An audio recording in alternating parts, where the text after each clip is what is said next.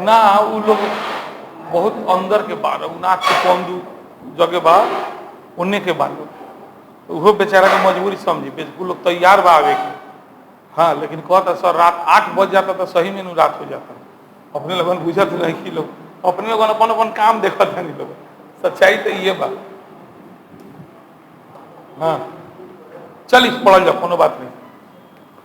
कल थोड़ा बेसिक चीज बताए हैं उसको दिमाग में रखिएगा लोग और उससे जो सवाल आएगा ना आप ही लोग बनाइएगा। वो आसान सवाल नहीं है अभी आपको धीरे धीरे समझ में आएगा। वो सब इतना घुमा के पूछता है ना एग्जामुआ में आदमी फंस जाता है समझे। तो उस ऐसे वो सब पढ़ाई फिर आगे जब हम संसदीय व्यवस्था पढ़ाएंगे तो सारा बात फिर से रिपीटेशन होगा और गहराई से होगा जिसको पढ़ाने में कम से कम 10 क्लास तो लगेगा तब जाकर के सिलेबस उसका संसद का कंप्लीट होगा।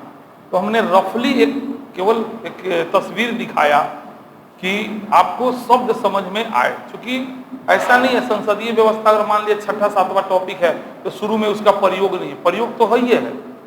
तो इसलिए हम जानबूझ के पहले वैसे शब्द को बता दिए कि आपको कोई कंफ्यूजन ना हो। संसद, लोकसभा, राज्यसभा, राष्ट्रपति, सरकार, कार्यपालिका, विधायिका, व्यवस्थापिका, अविश्वास प्रस्ताव, विश्वास प्रस्ताव, ये सारे शब्द से हम कल परिचय कराए हैं, है ना। इस तरीका से अब आते हैं हम लोग कोशिश करते हैं कि आज से हम लोग सिलेबस के हिसाब से पढ़ाई शुरू किया जाए, है ना। लेकिन सिलेबस के हिसाब से पढ़ेंगे हम लोग तो हम लोगों को फिर वही होगा रट्टा मारने वाला कॉन्सेप्ट करना होगा। सबसे पहला चीज ध्यान आया जाए भाई ये संविधान बा, ये संविधान है भारत के। जैसा कि अपने लोग जानते नहीं एक के बेयर एक्ट कहल जाला, यही जो है भारत का संविधान है और इसको ओरिजिनल आप कह सकते हैं क्योंकि जो ओरिजिनल के ओरिजिनल बहुत रफल बा शीशा के केस में, है ना। जो भी है यही भारत का संविधान है, बाइलिंगुअल है, एक साइड में अंग्रेजी है एक साइड में हिंदी है। लेकिन ये तथ्यों का संग्रह है। संविधान क्या है? तथ्यों का संग्रह है ना।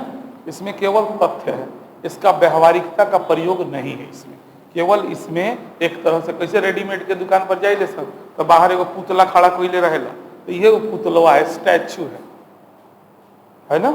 इसका प्रयोग हम लोग जब तक नहीं करेंगे तब तक सवाल नहीं बनाएंगे। अगर 10 गो सवाल आता है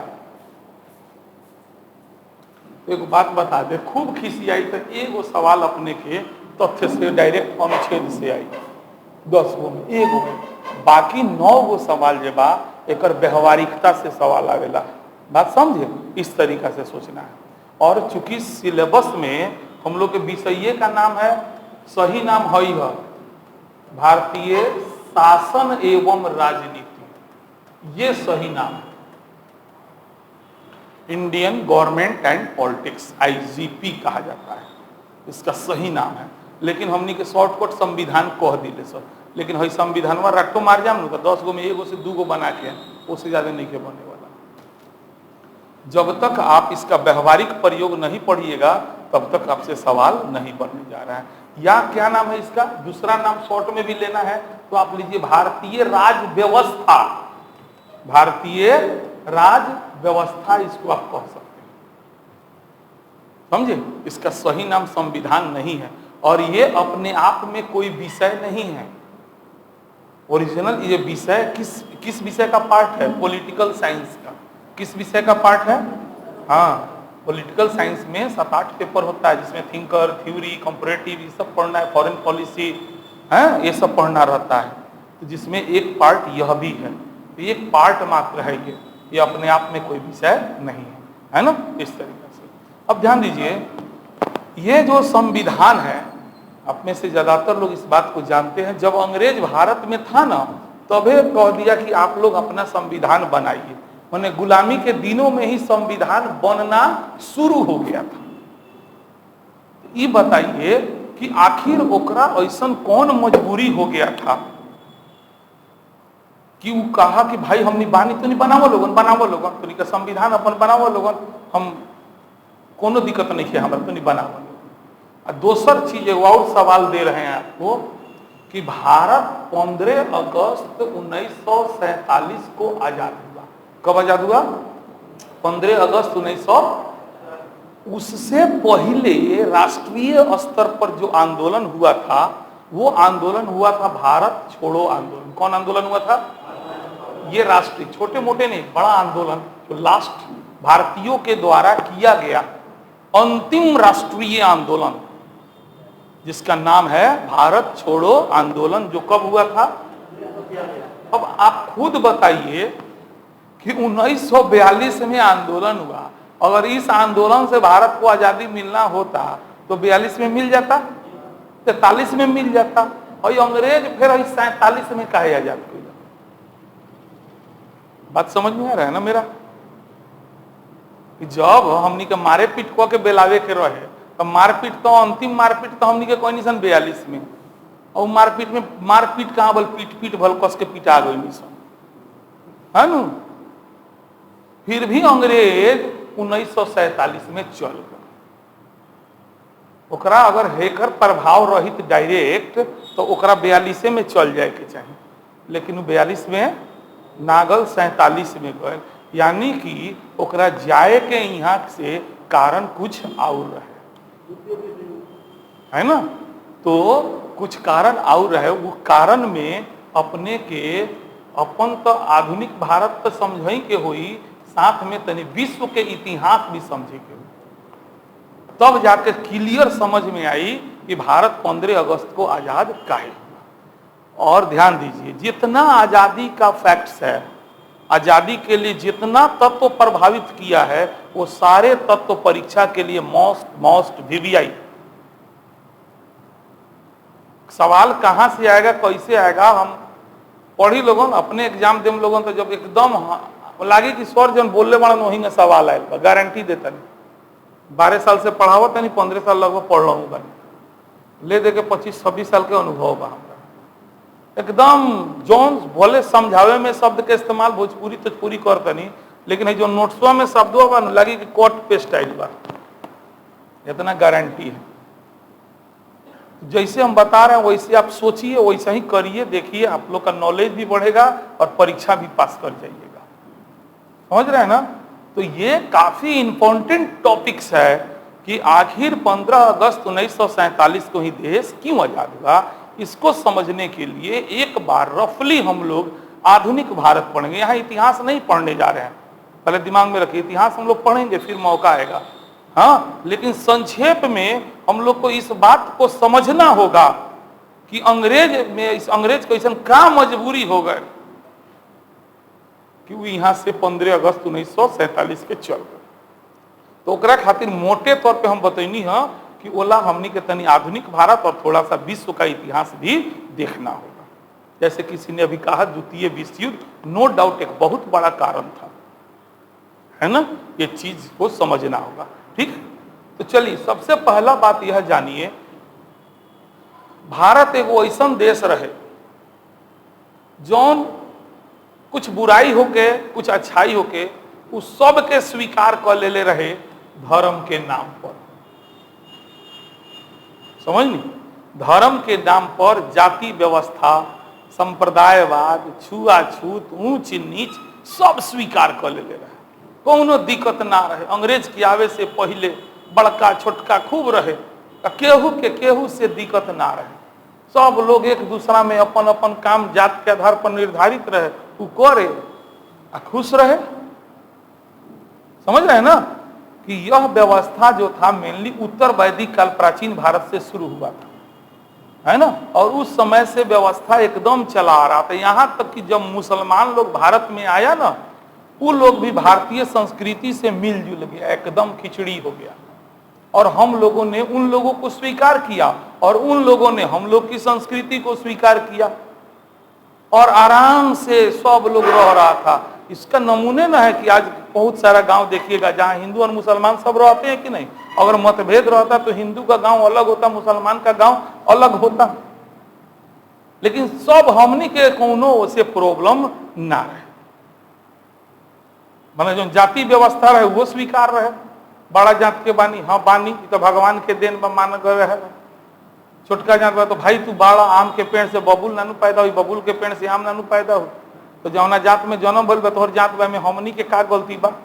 मान लेनी कुछ लोग कहे के ना ब्राह्मण ही नियम बनैले बा, ब्राह्मण के गलती बा।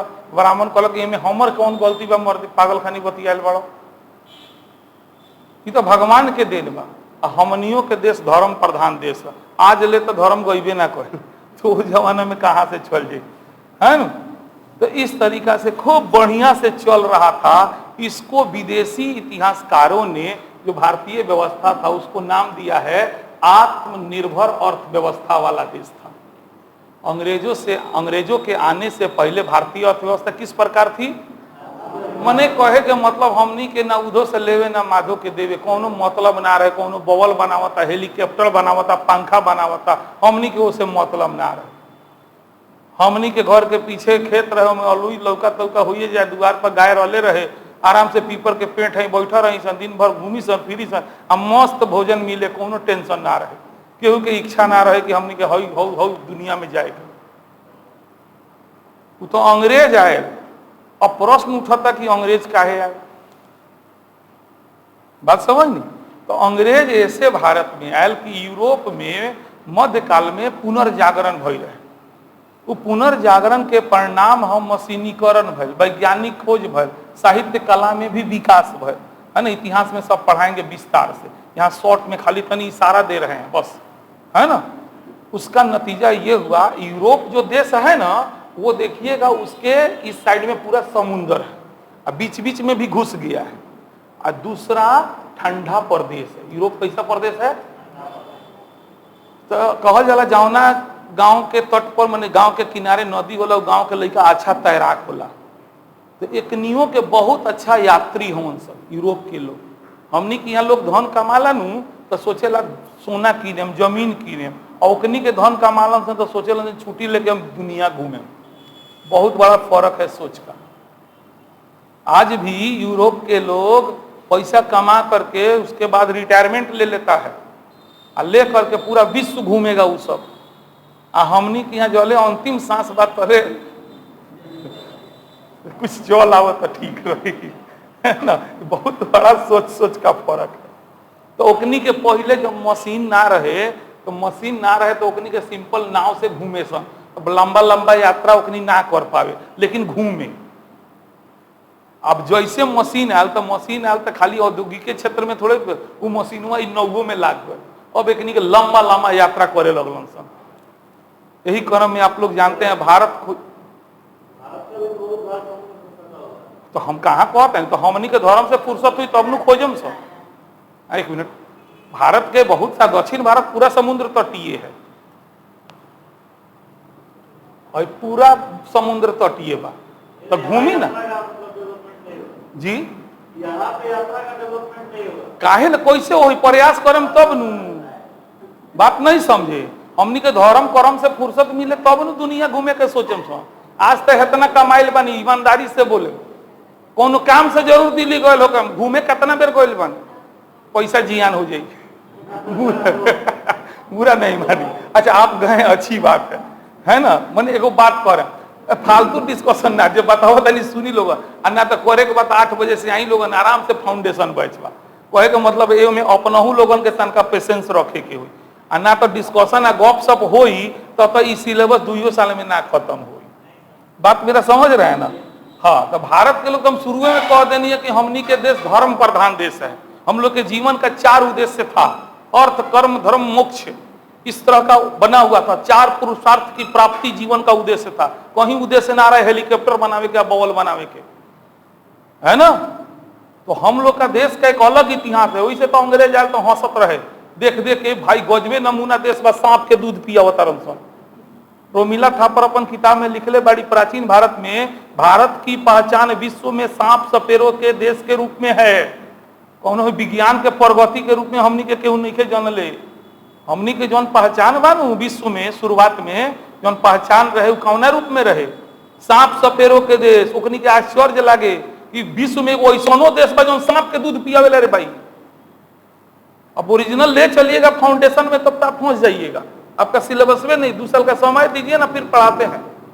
फिर आप पढ़ दिए ना, एक लाइन आपको एंजॉय और आनंद और ज्ञान मिलेगा। ऐसा 3 लाख रुपया दिल्ली में दे के जितना पढ़ाई उतना हम बता दें। बात समझ रहे हैं, लेकिन उतना आपके पास टाइम नहीं है ना। यहाँ तक काले होते रहे कि परसों सर गारंटी दी, गारंटी, बाप रे, जब से सुन ले बनी धक धक करता, कौनो गारंटी ना, जीएस में कोई गारंटी ना, है ना, आप लोगों के ऊपर है। आप लोग, हम बोलते चले जाएं, हम अपना टारगेट करके आए हैं। शुरू में हम तेजी से नहीं भागेंगे, कारण यह है कि पहले हम कुछ चीज आपके दिमाग में डालना चाहते हैं। हमको पता है यहाँ के 90% विद्यार्थी के दिमाग में एक ही चीज रटना है, उसको हम निकालना चाहते हैं। हम ये चाहते हैं कि आप कठिन से कठिन चीज को भी समझ के पढ़ सकते हैं और इसका हम प्रमाणित करते चलेंगे, और कहीं किसी समय आपको माथा पे बर्डन नहीं लगेगा कि जीएस रटने का विषय है। हम खुद प्रमाणित कर देंगे। ऐसा ही ना पोस्टर पे लवरई लिखोले बने कि यहाँ रटाया नहीं समझाया जाता है। बहुत लोग लिखले रहा 100% सफलता के गारंटी, हम नहीं लिखले, आ कहियो ना लिखा है। हम पढ़ेबे करी, रउरा पढ़बे ना करी तो कौन गारंटी ले? हम अपन गारंटी देते नहीं समझाए, है ना। तो ध्यान से सुनिए। तो वो लोग जब जैसे एमे मशीन लागल तो एक आदमी यूरोप के देश से निकलल भारत खोजे, जेकर नाम रहे कोलंबस, जानते नहीं लोगन, तेजी में बढ़े दी, लेकिन वो पहुंच गल कहाँ? अमेरिका पहुंच गल।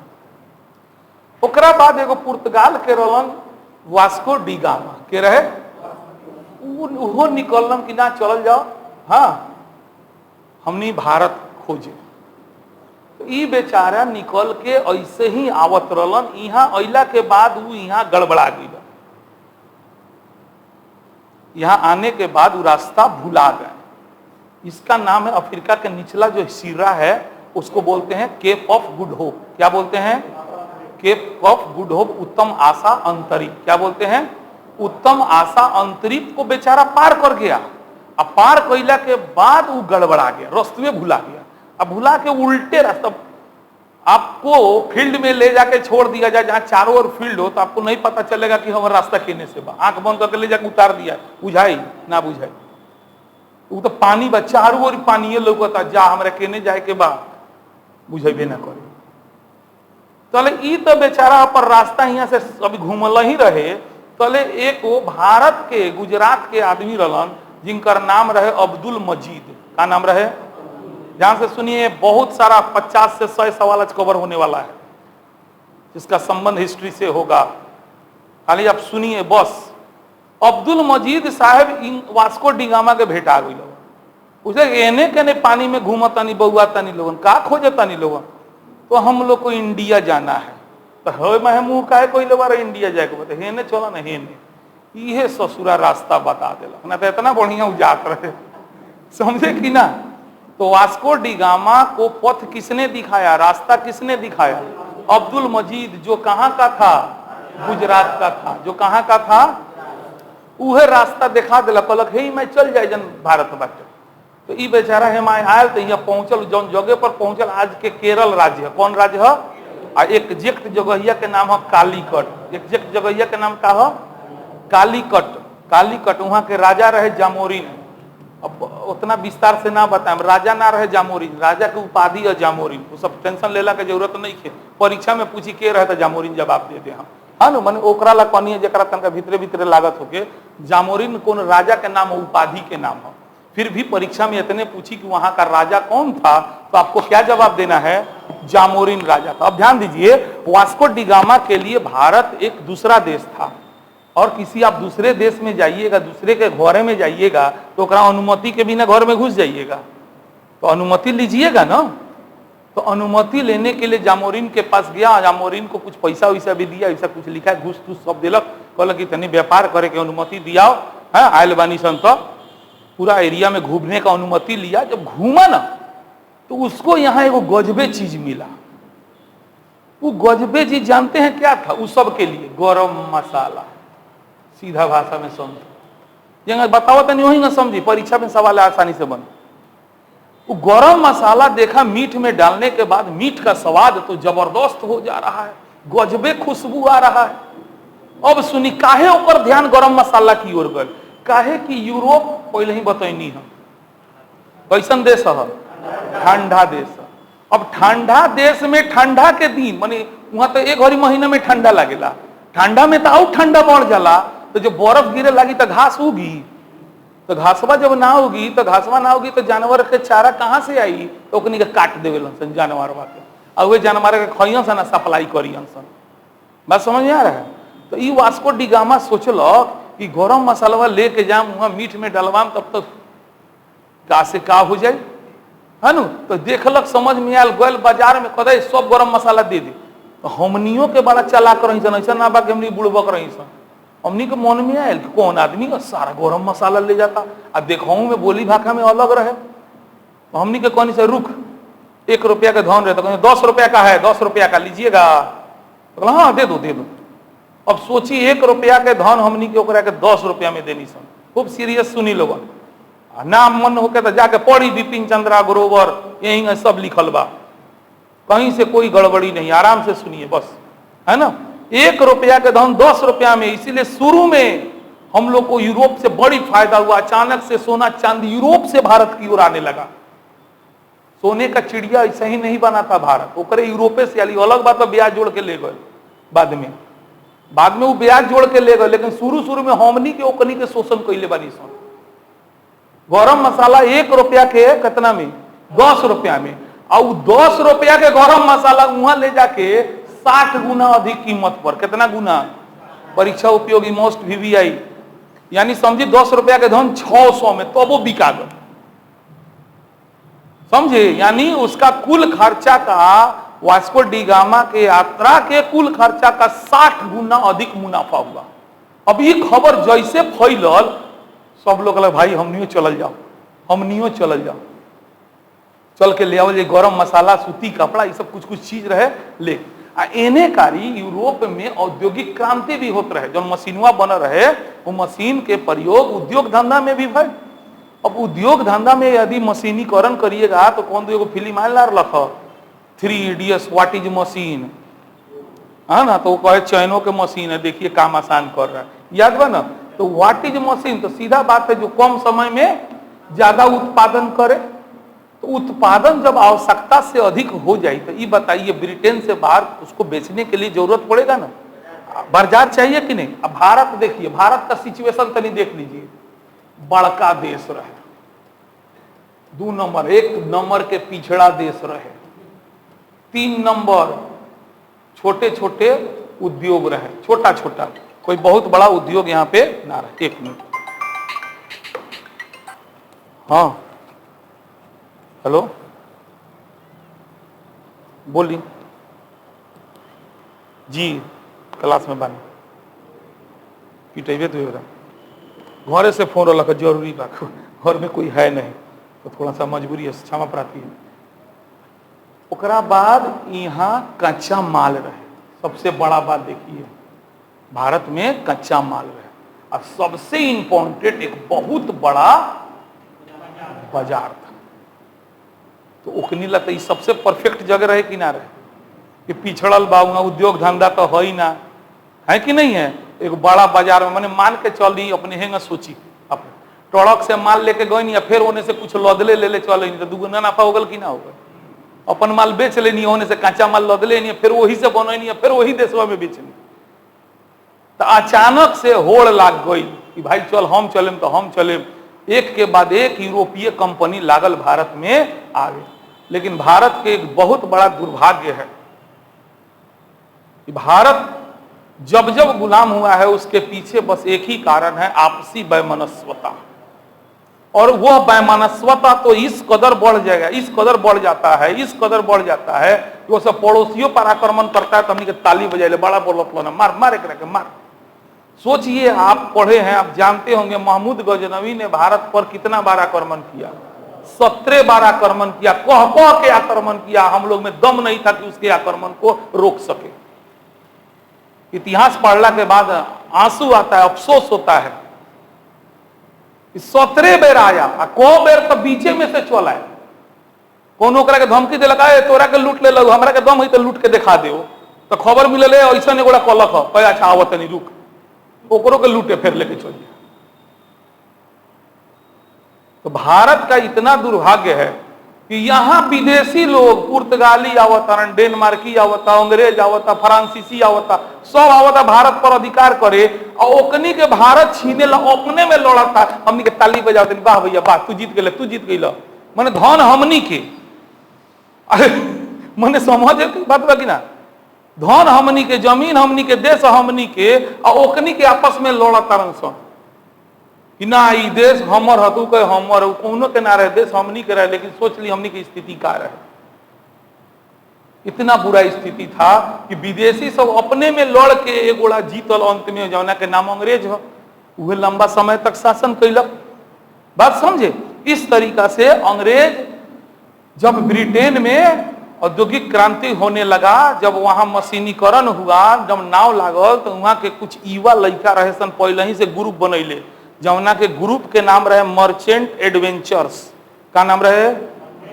ओकनी लम्बा लम्बा समुद्री यात्रा करे सन, है ना। जब मशीन लागल तो ओकनी के सीधे गल ब्रिटेन की महारानी लगे और कहल कि महारानी जी, हम लोग को पूर्वी देशों के साथ व्यापार करने की अनुमति दीजिए। पूरा मने है केवल भारत के साथ ना, भारत, मलेशिया, इंडोनेशिया, श्रीलंका, सब के साथ, है ना। तो महारानी कहली ठीक है। 1599 में पहले कंपनी बनल, अभी तो पढ़ ले 1600 में ना, गलत बा। 1599 में कंपनी बना, ईस्ट इंडिया कंपनी, जिसको अनुमति 1600 में मिला। कब मिला? 1600 में अनुमति मिला कि चलो पूर्वी देशों के साथ। वह ग्रुप हुआ मर्चेंट एडवेंचर्स के नाम बदल के का रख दिया है? East India company. का रख दिया है? आ सही पूछी तो ओकर ओरिजिनल नाम वो ना हो, ओकरा के शॉर्ट में कहल जाला। अभी पढ़ाई धीरे धीरे बताएं, ठीक बा। इस तरह से ईस्ट इंडिया कंपनी बन गया और बनने के बाद उसको अनुमति मिल गया कि जाओ पूरब देशों के साथ जाओ व्यापार करो। तो सब कई देश होते होते 1608 में भारत पहुंचा। कब भारत पहुंचा? 1608 में। अब ध्यान दीजिए, ईस्ट सवाल दो गो होता है। ईस्ट इंडिया कंपनी की स्थापना के समय भारत का शासक कौन था? अकबर।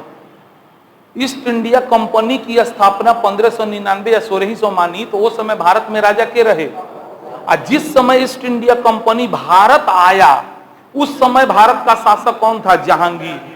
सवाल दो को समझ में आ रहा है ना? क्लियर बुझा रहा है ना? ये सवाल खूब पूछा है, अनगिनत बार पूछा है, उम्मीद करके जाइए पूछेगा, लेकिन गड़बड़ कर देते हैं आप लोग। पूछेगा ईस्ट इंडिया कंपनी की स्थापना के समय भारत में कौन राजा था? कौन था? और जब ईस्ट इंडिया कंपनी भारत आया उस समय भारत का राजा कौन था? जहांगीर था। वह जहांगीर जो था वो आगरा में उस समय रह रहा था। कहां रह रहा था? कहां रह रहा था?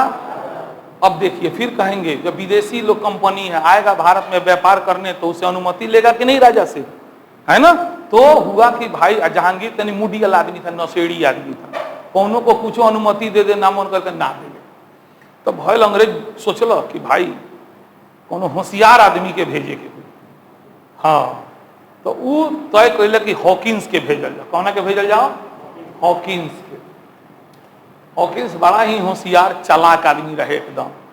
हाँ, ये गइल आगरा, आज गइल दरबार में, और दरबार में जाके लागल उर्दू फारसी में बोले।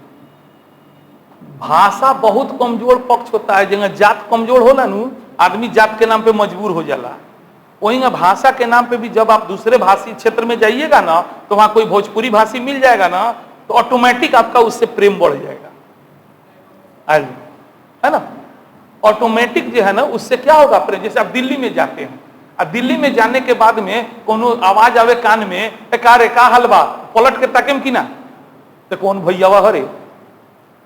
तो वही में जैसे हॉकिंस देखा कि उर्दू फारसी में बतिया पकड़ा, गोले मिला, तो भाई खूब ध्यान से सुनिएगा, सारा से सवाल है, कहीं कोई बनावटीपन नहीं है, बस आपको समझ में आया इसलिए हम इस तरह के भाषा का प्रयोग कर रहे हैं।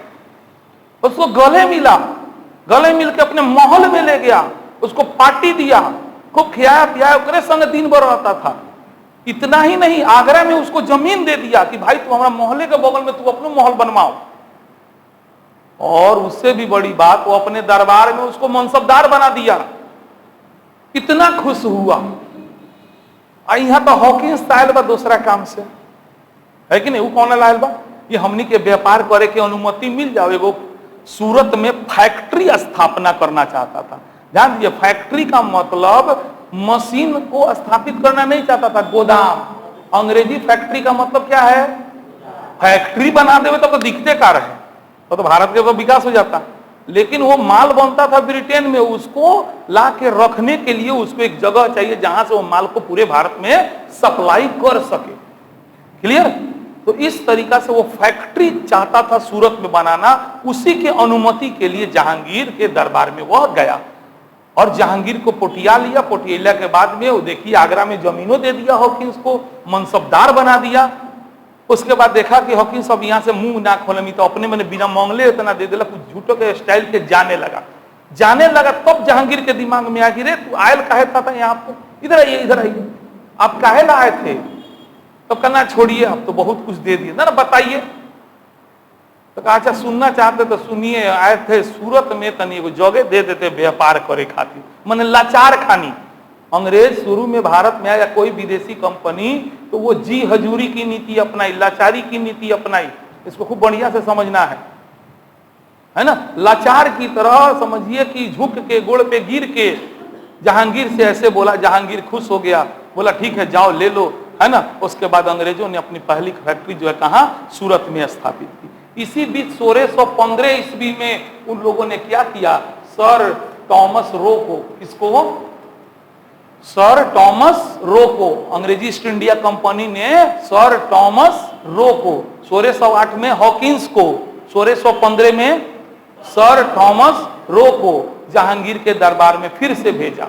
अंग्रेज का पेट समुंदर था, कहां भर रहा था। एक के बाद एक एरिया पर वह अधिकार माने अनुमति लेकर के वहां कोठी स्थापित करने लगा।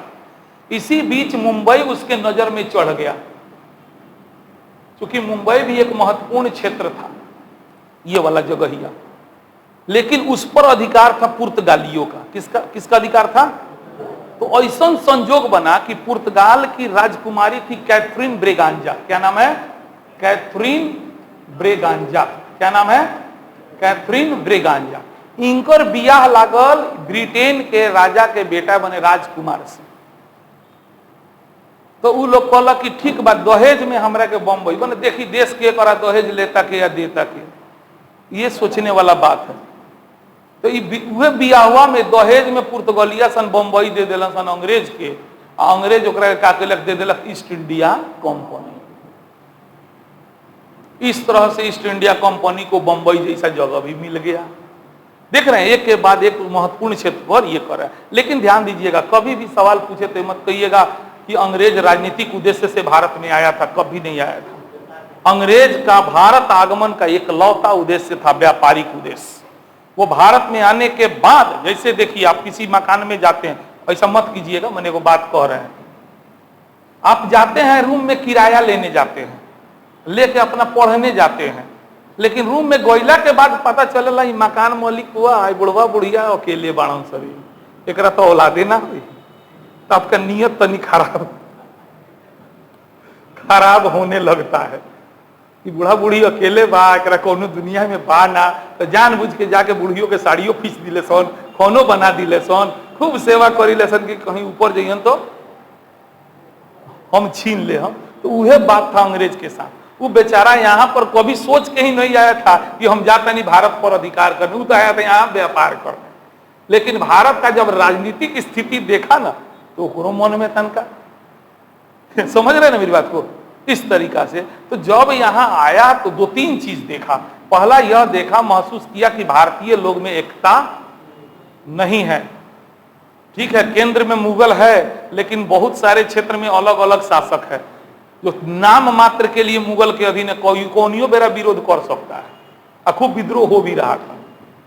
आप समझ रहे हैं। और दूसरा, वो व्यापार करने के क्रम में उसको लगा कि अगर हम लोग को आसानी से अनुमति मिल जाए, टैक्स वैक्स ना लागे, तो हमने बहुत ज्यादा लाभ कमा ले, समझे। लेकिन वो सब कभी गलत रास्ता नहीं पकड़ा। कब ले जले औरंगजेब जिंदा था, लेकिन जैसे औरंगजेब मरता है 1707 में, उस सब का उद्देश्य धीरे धीरे व्यापारिक से राजनीति होने लगता है ना। और ध्यान दीजिएगा, एक और चीज देखिए, जो उस समय था, ये है बंगाल और ये है बंगाल की खाड़ी। तो उसका जो जहाजवा सब आता था ना यहीं पे आता था, और यहीं से फिर कच्चा माल लेके वो जाता था। यहां पर बंगाल में शासन था नवाबों का। किसका शासन था? नवाबों का शासन। किसका शासन था? नवाबों का शासन। और नवाब जबरदस्त टैक्स लेता था इस सबसे, अंग्रेज से, और अंग्रेज भी मजबूर था, देता था, क्योंकि यहीं से माल उतर के पूरे इंडिया में सप्लाई होता था। तो बंगाल एक बहुत ही महत्वपूर्ण क्षेत्र था, समृद्ध क्षेत्र था, है ना। और देखिए उसका लोकेशन बता रहा है कि व्यापारिक उद्देश्य से सबसे महत्वपूर्ण केंद्र था। तो उस सबके एगो मन में बना हुआ था कि काश ऐसा होता कि यहां से हम लोग को फ्री में व्यापार करने का अनुमति मिल जाता। लेकिन औरंगजेब जले रहा तली सब तो कहल तो छोड़ सोचबो ना करे सो।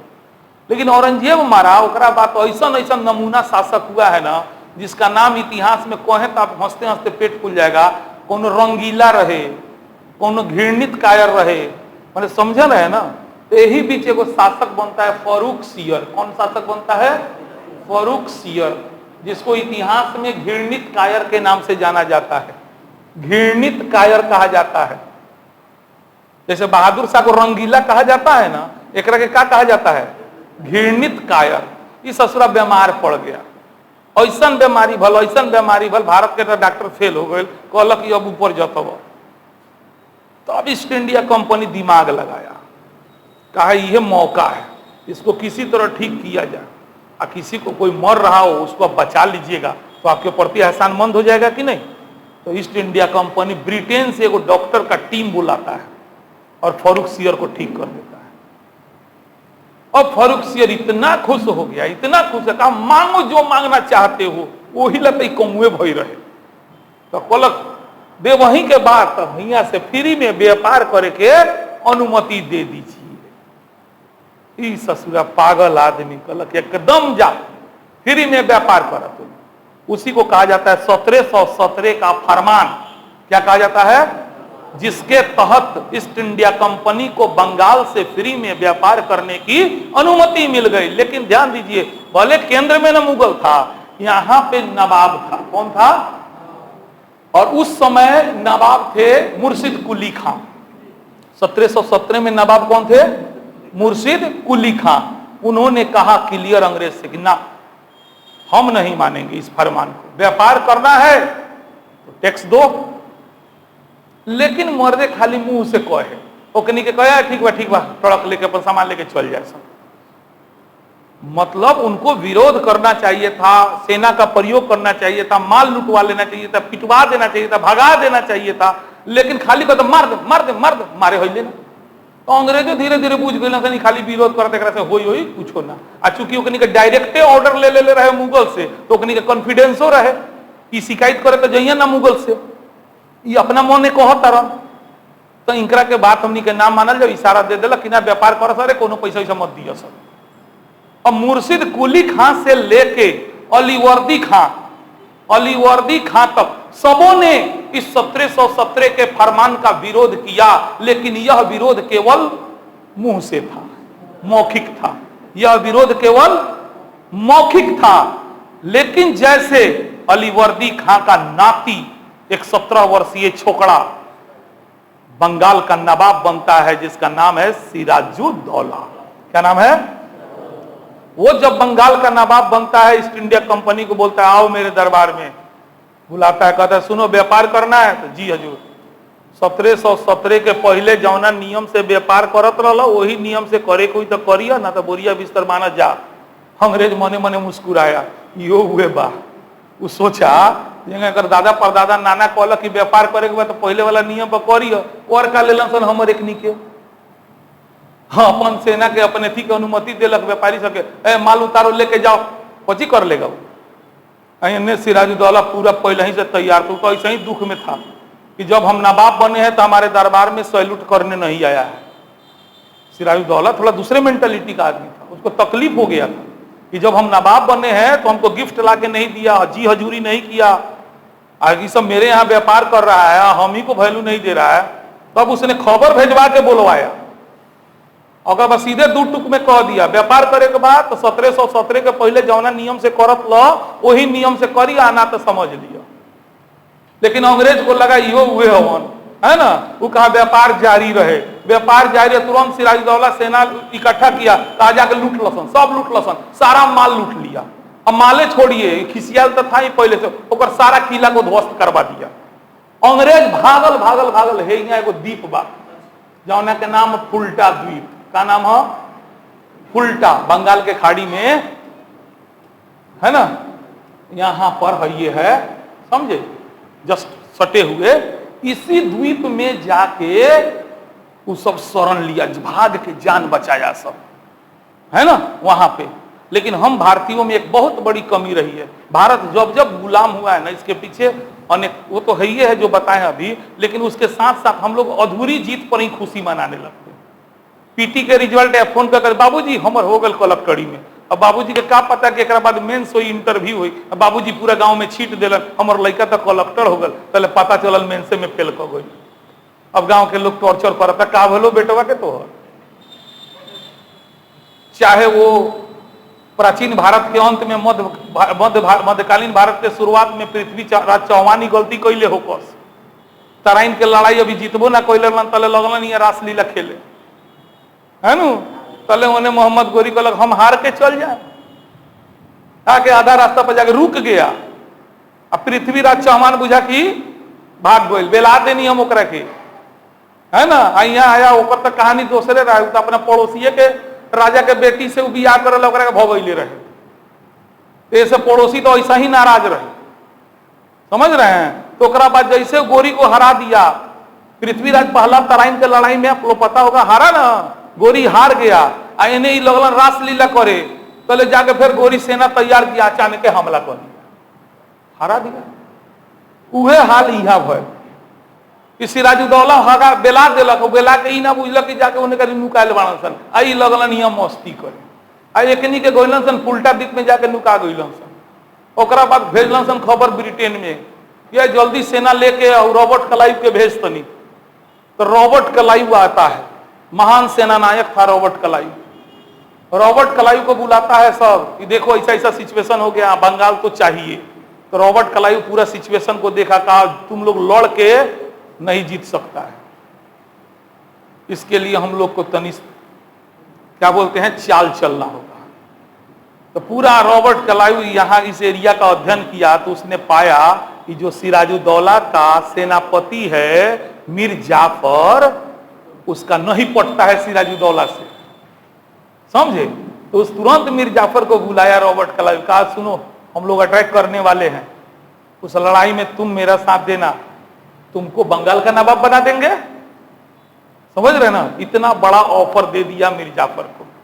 और उसके बाद पूरा सेना तैयार किया, तले सिराजुद्दौला तो बुझ रहा है भाग गइलन सो, आने सेना तैयार किया। पलासी के मैदान में एक भयानक युद्ध होता है।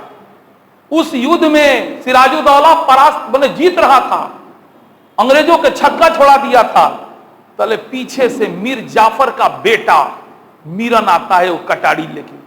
तो सिराजुद्दौला को क्या पता कि मेरा दुश्मन है, वो अपना लड़ाई में व्यस्त है। तले मीरनवा आता है, पीछे ही से मारता है गर्दन, सिराजुद्दौला को मार।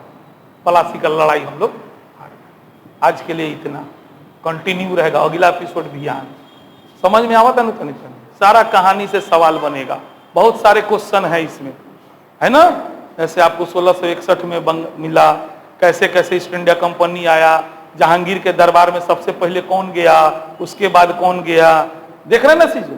ये धीरे धीरे धीरे हम स्पीड बढ़ाएंगे, ऐसे पढ़िएगा सवाल आसानी से बनेगा। रट्टा मारिएगा कोनो गारंटी नहीं, घरे पर रट्टा मारत रही लोगन, आगे में है मार के जीत सकता नहीं तो जीतत रही लोगन। लेकिन हम यही स्टाइल में धीरे धीरे आप लोग को पढ़ाएंगे, फिर भी महीना दिन में जहां जरूरत कम हो जाएगा वहां कम समझाएंगे, भागते चलेंगे। लेकिन अभी शुरुआत है, थोड़ा सा ब्रेन वॉश करना भी जरूरी है, क्योंकि यहाँ पे हमको पता है लोग जो है हमेशा रटने के फेवर में रहता है इस तरीका से। ठीक है, तो आते हैं अब जुबैर सर।